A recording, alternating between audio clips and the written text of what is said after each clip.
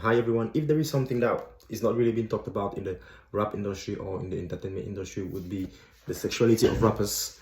When they go to prison, you know, most rappers, when they go out of prison or when they get successful or when something happens to them or they're trying to give an interview, they never talk about that part of their prison life. So Charleston White, really, I like how he went to this interview and really picked out on this point, because I was thinking about it, but you know, for some reason I couldn't get an answer to it. Some rappers always try to skip their way around that question, but you know, as we all know, Charleston White is gonna bring everything to light.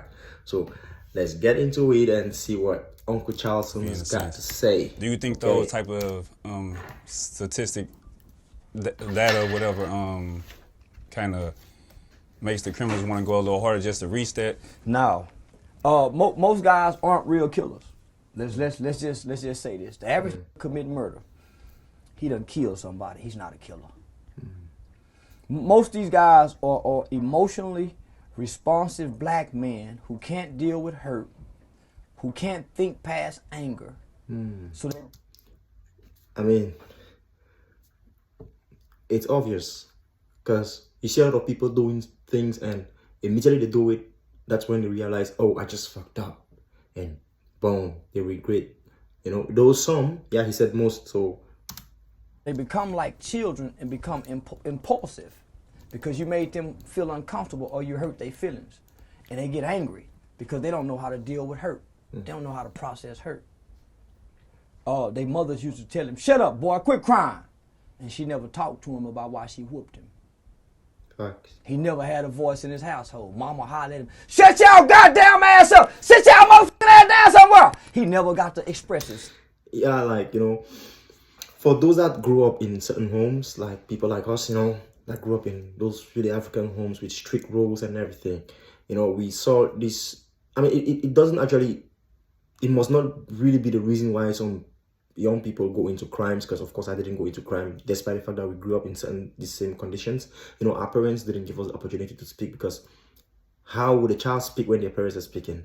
How on earth, I mean, like, what guts do you even have to speak when your parents are speaking? Come to think about it. So it's all of that joined together. I mean, society that had to do with it, and so it didn't affect us growing up. But of course, mixed with society and other influences, the child can go crazy. So As a kid, so he learned to use anger as a smokescreen. Most of the who killing somebody, killing their mother or their father in spirit and in mind. yeah, It's called displaced anger. okay. Half these niggas, they took anger management classes and had some follow-up treatment to deal with their anger from their childhood trauma. They wouldn't hurt nobody but themselves. They'll get high all day. But since they ain't got no therapy and they ain't got no treatment, and these niggas had no help, they hadn't been able to process no trauma that they gone through in their life. So hurt people. These niggas ain't trying to get no trophy.